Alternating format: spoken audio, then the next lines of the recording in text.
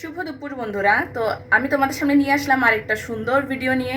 তো আজকের ভিডিওটা হতে চলেছে মেনলি একটা ক্লিনিং ভিডিও। আমি আমার রুমটাকে ক্লিন করছি। সব মানে আধা কাজ শেষ হয়ে গেছে, তারপরে মনে পড়ছে যে ভিডিও করি। তো চলো, যতটুকু বাকি আছে ততটুকু করে তোমাদের সাথে একটু একটু করে শেয়ার করি। পুজো এখনো দিইনি, পুজো দেওয়া বাকি আছে। আর দেখো এখানে এখানে দেখো এক গাদা বাসন আমি মেজে নিয়েছি, মেজে নিয়ে এটার উপরে রেখেছি। এখন রুমটাকে ক্লিন করব।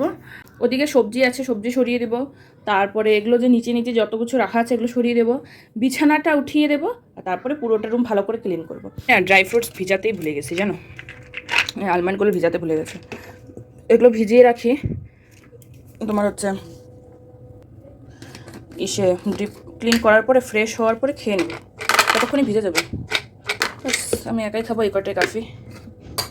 এগুলো যেন প্রত্যেক দিন খেতে হয়, ভালো লাগে খেতে, খারাপ লাগে না। কিন্তু তাও জানি না কোথার থেকে এই মাথা ঘুরায়, তারপরে রক্ত কম, থাইরয়েড বেশি, কোথার থেকে জানি না। এগুলো খাওয়ার যে কোথায় যায় ভগবান জানে। তো বন্ধুরা, একদম কোমর বেঁধে লেগে পড়লাম কাজে। সবার আগে বিছানাটা ভাঁজ করে তারপরে বিছানাটা আমি এক জায়গায় ফোল্ড করে রেখে দেব। তাতে কি হয়, যেহেতু আমাদের নিচে বিছানা তো অনেকটা জায়গা লাগে। খাট হলে তো খাটের নিচটা সুন্দর করে মোছা যায়, অসুবিধা হয় না।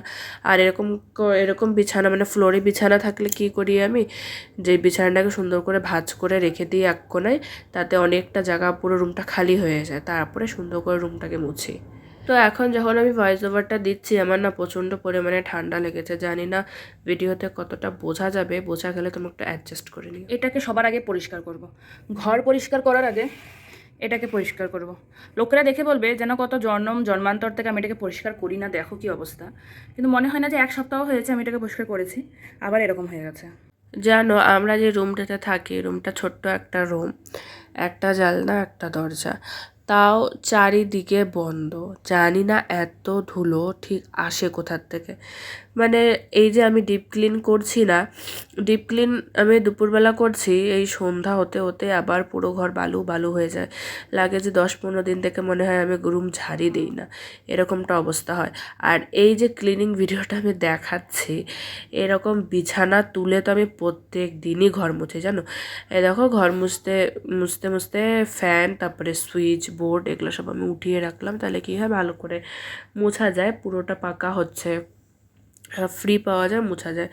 আর বিছানা উঠিয়ে এইভাবে আমি রোজ ঘর মুছি। আর এমনি বিছানা পাতা থাকলেও মানে একই ঘরে যেহেতু রান্না খাওয়া দাওয়া, তাও ওই যতটুকু ফাঁকা থাকে, বেশ অনেকটাই ফাঁকা থাকে, রুমটা বড়ই আছে, যতটুকু ফাঁকা থাকে ততটুকু কিন্তু মানে দিনে 2 থেকে 3 বার মোছা হয়। একবার সকালে উঠে বাসি ঘরটা মোছা, মানে ফট করে মুছে দেওয়া হয়, তারপরে খাওয়ার পরে তো মুছাই হয়, 2 বার তো খাওয়া হয়। তাহলে ভাবো 3-4 বার এভাবে মোছা হয়। তারপরেও এত ধুলো, এত নোংরা কোথার থেকে যে আসে, সত্যি ওটা মানে বুঝতেই পারি না কোথার থেকে আসে। দেখতে পাচ্ছ কতগুলো নোংরা বেরিয়েছে। তাও আজকে তো মানা যায় যে আজকে ফ্যানের নোংরা। আর এখানে আমি বালতির মধ্যে অল্প একটু সার্ফ নিয়ে নিচ্ছি। সার্ফ দিয়ে ঘরটা মুছলে না ঘরটা বেশ ভালো হয় আর কি, একদম সিল্কি সিল্কি হয়ে যায়। আমাদের চুল যেরকম শ্যাম্পু করার পরে সিল্কি হয়ে যায়, আমার কেনবা লাগে এই লাইজল থেকে সার্ফ দিয়ে ঘর মুছলেই অনেকটা ভালো হয়। তো এখানে আমি ঘরটা সুন্দর করে মুছে নিচ্ছি। আর মাত্র একদিন, তারপরে তো আমি বাড়ি চলে যাব। তারপরে জানি না টাইম পাবে ক্লিন করার কি না ক্লিন করা, ভগবান জানে।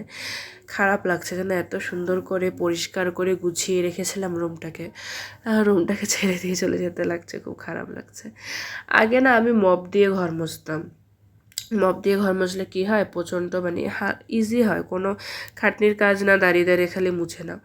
কিন্তু তারপরে এমনি তো আমার কথা বলছি, আমার লাইফস্টাইল একদম তোমার সিনিট্রি লাইফস্টাইল, মানে বসে বসে কাজ করা, দাঁড়িয়ে একটু রান্নাবান্না করা, সেরকম মুভমেন্ট হয় না।